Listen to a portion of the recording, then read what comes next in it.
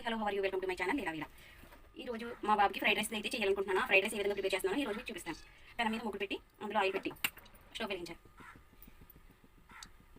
ఇప్పుడు ఆయిల్ చిటపటలాడుతుంది కదా, ఇందులో ఎగ్ చెరగొట్టి వేస్తాను. కదా బాగా ఎగ్ ఫ్రై అవ్వాలి.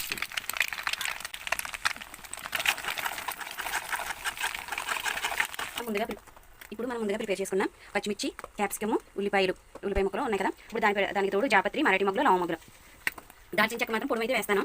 ఈ విధంగా ప్రిపేర్ చేసుకుని పక్కన పెట్టుకోవాలి. ఇవి ఒక్కొక్కటి వేస్తానమాట ఈ ఎగ్ ఫ్రై అవుతూ ఉండగానే. ఇప్పుడు లవంగ మొగ్గలు,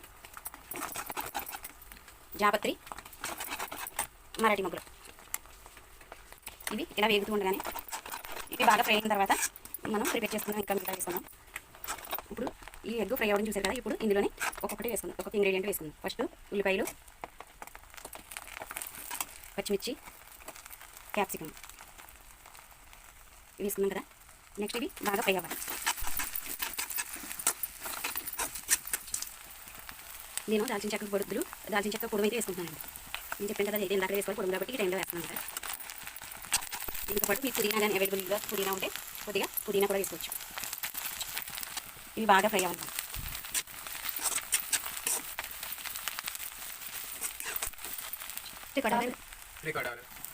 హాఫ్ స్పూన్ సాల్ట్, కరివేపాకి కూరగాయలకి బాగా పట్టి కొంచెం టేస్ట్ అయితే చాలా బాగా వస్తుందండి రెండు ఉండడం వల్ల. కాకపోతే హాఫ్ స్పూన్ వేస్తాను, ఇంకా మిగతా సాల్ట్ రైస్లో వేస్తాను.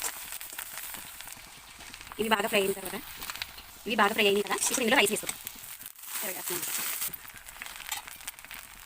ఇప్పుడు సాల్ట్ వేసుకోవాలి. రైస్ అంతటి సాల్ట్ అప్లై చేసుకుని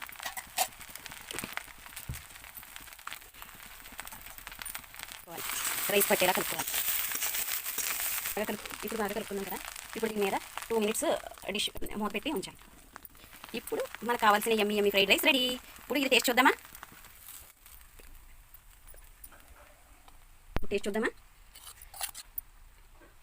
వావ్ ఎంత బాగుందో.